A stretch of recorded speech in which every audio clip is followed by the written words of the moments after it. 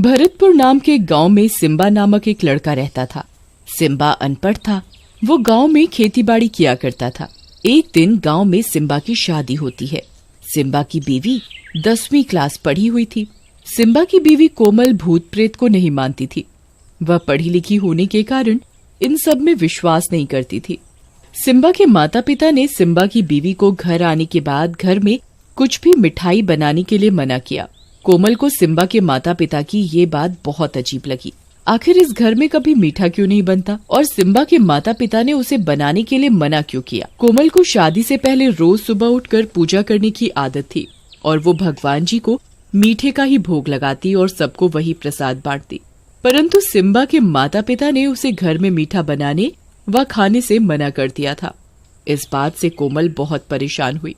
कोमल अपने पति सिम्बा से बात करते हुए, आज मुझे माँ पिताजी ने घर पर मीठा बनाने व खाने के लिए मना किया। हाँ कोमल, मैं ये बात तुम्हें बताना भूल गया। क्यों, क्या हुआ? अरे हमारे गांव में मीठा बनाना व खाना बिल्कुल मना है। हमारे गांव में अगर किसी के घर पर भी मीठा आ जाता है तो उसी दिन उसके घर में कुछ अनहोनी हो जाती है। अरे ये कैसे हो सकता है कि सारे गांववासी मीठा बनाने और खाने से डरते हैं? हाँ कोमल, हमारे गांव में एक चुड़ैल का साया है। वो चुड़ैल सिर्फ खाने में मीठा ही खाती है और अगर गांव में किसी के भी घर में मीठा बन जाए तो उस चुड़ैल को पता लग जाता है।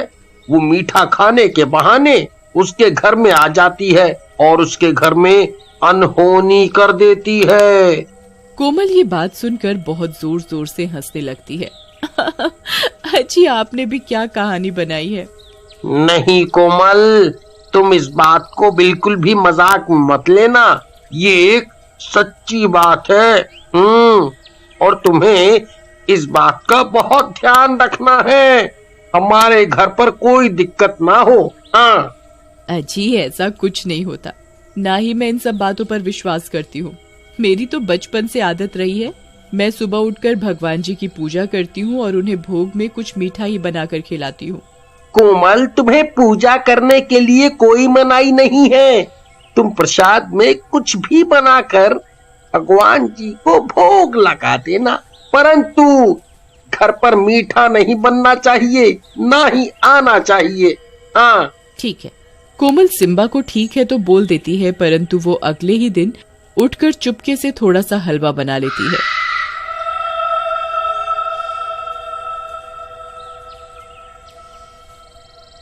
मैं भी आज देखती हूँ कि चुड़ैल कहाँ से आती है और मेरा हलवा खाकर जाती है।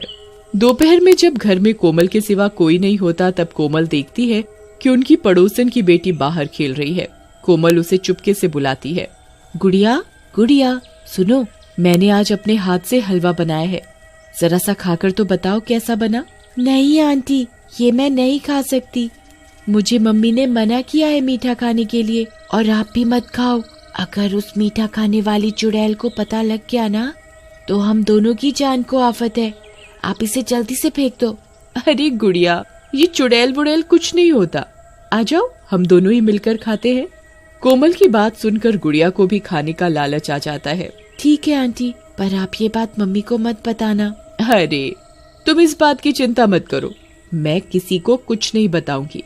गुड़िया कोमल का बनाया हलवा खा ही रही होती है, तभी चुड़ैल को मीठे की खुशबू आ जाती है।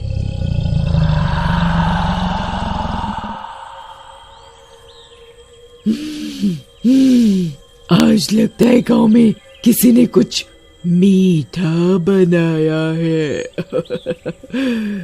आज तो मेरी दावत है। चुड़ैल सूंघते सूंघते कोमल के घर तक पहुंच जाती है। आज तो इस गुड़िया के ही शरीर में घुसना पड़ेगा। ये इतने समय में इस गांव में रह रही है, इसे अभी भी मेरा डर नहीं हुआ। इसका तो मैं वो हाल करूंगी कि ये याद रखेगी अच्छे से। गुड़िया के अंदर चुड़ैल घुस जाती है और वो सारा हलवा घप घप करके खा जाती है।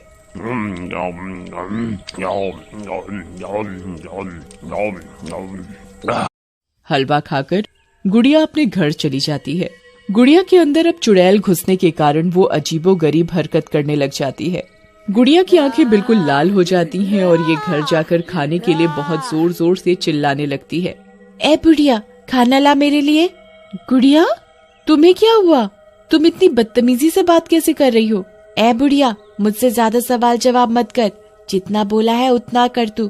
पूनम समझ जाती है कि गुड़िया के अंदर चुड़ैल का साया है और उसने कहीं से मीठा खा लिया है। गुड़िया मीठे के लिए चिल्ला रही होती है। मुझे जलेबी खानी है, रसगुल्ले खाने हैं, मुझे मीठा चाहिए। कोमल ही अच्छी है, वही मुझे चुप चुप कर हलवा बनाकर खिलाती है। पूनम समझ जाती है कि उसे मीठा सिम्बा की नई नवेली दुल्हन कोमल ने खिलाया है।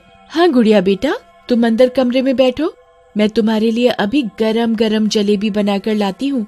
हाँ, ये हुई ना बात, मेरे लिए बहुत सारी जलेबी बनाकर ला, मैं आज मीठे से ही पेट भरूंगी। ठीक है, तुम अंदर कमरे में बैठो, इतने में मैं तुम्हारे लिए गर्मा गर्म जलेबी बनाती हूँ। पूनम गुड़िया को जलेबी के बहाने अंदर कमरे में ले जाती है और कमरे का गेट लगा देती है। गेट खोल बुढ़िया, तूने मुझे पागल बनाया है, मुझे मीठा खाना है। गुड़िया पूरी रात कमरे का गेट बजाती रहती है, परंतु पूनम दरवाजा नहीं खोलती। अगले दिन पूनम गांव के बाबा के पास जाती है और उनके पास जाकर बहुत रोती है। बाबा, मेरी गुड़िया को बचा लो, मेरी गुड़िया के अंदर मीठा खाने वाली चुड़ैल घुस गई है, उसे बचा लो बाबा, मेरी बेटी मर जाएगी, उसे बचा लो। इस चुड़ैल ने तो नाक में ही दम कर रखा है, ये आए दिन किसी न किसी गांव वासी के घर पर अनहोनी करती रहती है।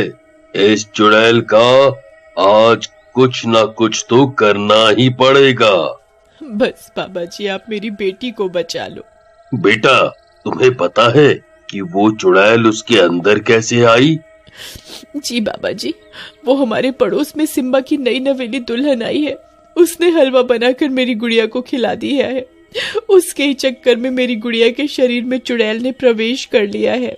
कोई बात नहीं बिटिया, तुम फिक्र मत करो, मैं समझ गया अब इस चुड़ैल के साथ क्या करना है। जी बाबा, बताइए।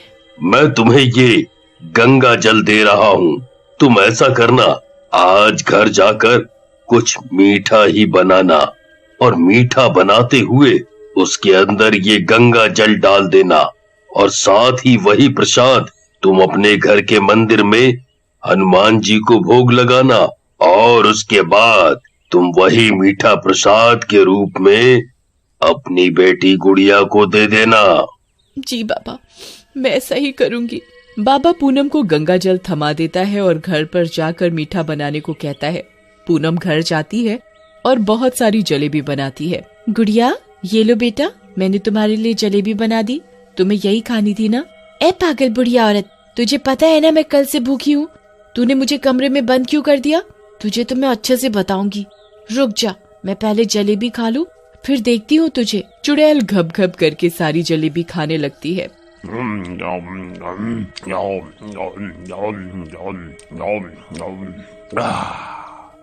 चुड़ैल को जलेबी खाते समय तो पता नहीं लगता कि वो हनुमान जी को भोग लगाया हुआ प्रसाद है।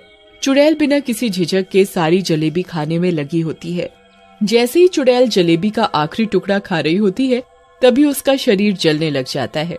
चुड़ैल बहुत जोरों से चिल्लाने लग जाती है। हे पागल औरत, तूने इसमें क्या मिलाया है?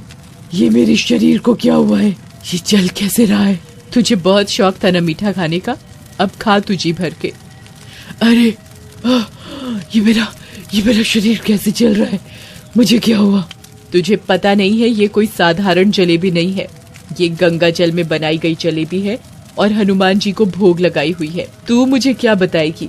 आज तो तेरा ही खात्मा है। देखते ही देखते चुड़ैल जलने लग जाती है और राख हो जाती है।